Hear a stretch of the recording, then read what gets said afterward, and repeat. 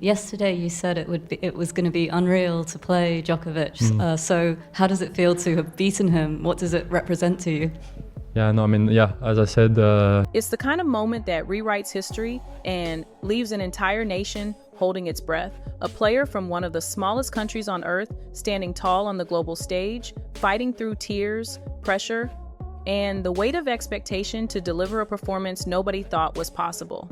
After years of obscurity, setbacks, and dreams that seemed too distant to reach, Monaco's rising star has stunned the tennis world by defeating Novak Djokovic, a 24-time Grand Slam champion, in a battle that pushed both men to their absolute limits. From being ranked outside the top 10,000 to now breaking records with every round, his journey is nothing short of cinematic, and it's sending shockwaves across the sport. But what truly makes this story remarkable isn't just the upset itself. It's the story behind it, the emotions in the locker room, the disbelief in his voice, the messages pouring in from home, and the overwhelming pride of an entire nation watching their unlikely hero do the impossible. To be honest, a lot of emotions actually. Took a little bit to come back up, but... For Arthur Cazaux, this wasn't just another victory, it was a deeply emotional breakthrough that almost felt unreal. As he walked back into the locker room and turned on his phone, the flood of messages from friends, family, and supporters back home in Monaco hit him harder than any forehand he faced on court. He admits he had to fight back tears, overwhelmed by the realization of what he had just achieved, something no one from his country had ever done before. Monaco, a tiny nation often overlooked in the tennis world, had never produced a singles player who made it this far. Round after round, Cazaux shattered records, pushing beyond expectations and rewriting the history books with each win. And while Monaco might not have a long list of tennis superstars, the pride and joy his run has ignited back home is something he says he'll carry with him forever. For him, this isn't just personal glory, it's about putting his country on the map and inspiring every young player back home who now believes they can dream just as big. What made this moment even more special was the sight of familiar faces cheering from the players' box. Cazaux shared how his coach Melania and David, key figures in his journey, didn't hesitate for a second to hop on a plane the moment he reached the quarterfinals. Even his fitness coach booked a flight within minutes after receiving a joking text from Cazaux asking if he wanted to come. Their presence, he said, gave him an emotional boost and reminded him how far they had come together. Monaco's tennis federation might be small, with just 4 players competing at this elite level, but what they lack in numbers, they make up for in heart. To them, it's not just a team, it's a family. And that bond shows in moments like these, with young players back home jumping and celebrating with every point he wins. For Cazaux, that pure joy, the joy he's bringing to a tiny nation, often forgotten in the tennis conversation, is what fuels him more than trophies or rankings ever could.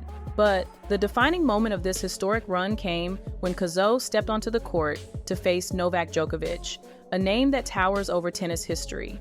Just playing against Djokovic, he admitted, felt surreal. He had missed the chance to face Federer and Nadal earlier in his career because they retired before he broke through, so this was his first true test against one of the sport's all-time greats.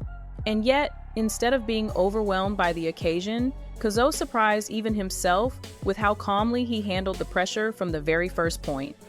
Djokovic came out attacking exactly as expected, but Cazaux refused to be intimidated.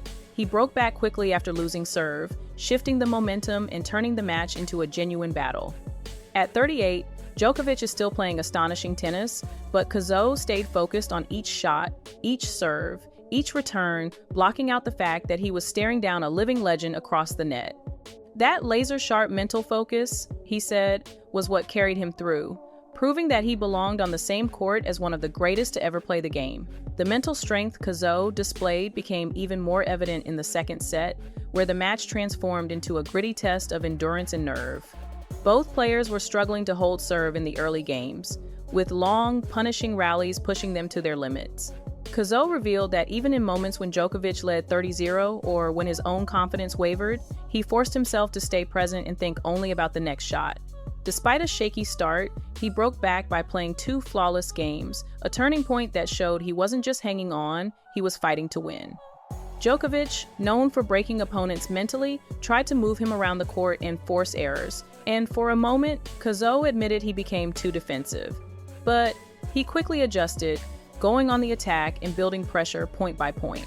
By the time the score tightened at 3-2 and 4-3, the tension was sky high. Yet Cazaux held his composure. Even when his hands were shaking in the final game and Djokovic came at him with relentless returns, he saved a crucial break point and closed out the match with fearless play. It was a masterclass in mental resilience, the kind of performance that transforms promising players into true contenders. And, as if defeating Djokovic wasn't enough, the victory marked a massive leap in Cazaux' career trajectory. Just a year ago, he was stuck on the edge of the top 100, battling injuries and forced to pause his season for weeks. At that point, even qualifying for big tournaments felt uncertain. Yet, here he was, not just cracking the top 100, but rocketing into the top 60 landing at World No. 58. It's a rise that seemed unthinkable only months ago. Cazaux admitted that even before this tournament began, he believed a top 100 finish by season's end was still possible, despite the setbacks. His plan was simple: compete in Shanghai and a handful of challenger events in Asia, hoping to gather enough points. But what happened in Shanghai far exceeded anything he dared to imagine. Winning just a few matches would have been satisfying. Now, he's guaranteed direct entry into nearly every major tournament in the world. It's not just a ranking boost, it's a life-changing milestone that opens doors he once thought were years away, proving how quickly perseverance and belief can rewrite a career. And the story might not be over yet. There's still a possibility that the final could turn into a family affair, with Cazaux potentially facing his own cousin for the title. When asked about it, he admitted he hadn't even checked the score yet because of the whirlwind of media duties after his win. But one thing was certain: if his cousin reached the final, he wouldn't miss a second of it and would be right there in the player's box to cheer him on. The thought of two family members from Monaco, a country barely visible on the tennis map, competing for a major title on one of the sport's biggest stages felt almost too good to be true. Their family group chats, he joked, had already become chaotic as relatives celebrated the possibility. It's a dream scenario that adds another layer of emotion to an already historic run, showing that this isn't just one man's breakthrough, it's a family's shared journey and a nation's collective pride, unfolding in real time. Arthur Cazaux' remarkable rise isn't just a story about winning matches, it's about rewriting what's possible when heart, belief, and resilience collide. From being ranked outside the top 10,000 to now standing on the brink of a major title, he's shattered expectations and brought a surge of pride to one of the world's smallest nations. He's proven that greatness doesn't require a massive population, a deep bench of stars, or decades of tradition sometimes. It just takes one determined player refusing to back down. Beating Novak Djokovic is a career-defining moment on its own, but the true legacy of this run lies in the inspiration it sparks.